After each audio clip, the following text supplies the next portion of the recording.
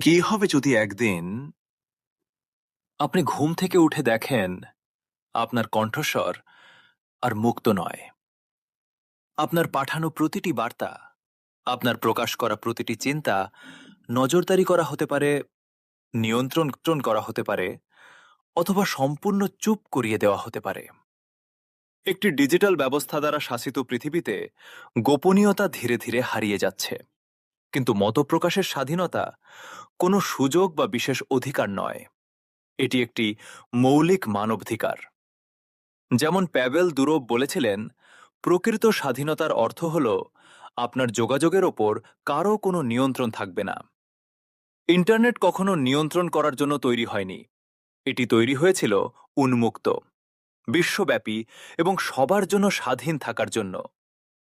রক্ষা করুন আপনার ডিজিটাল স্বাধীনতা, এটি হারিয়ে যাওয়ার আগেই।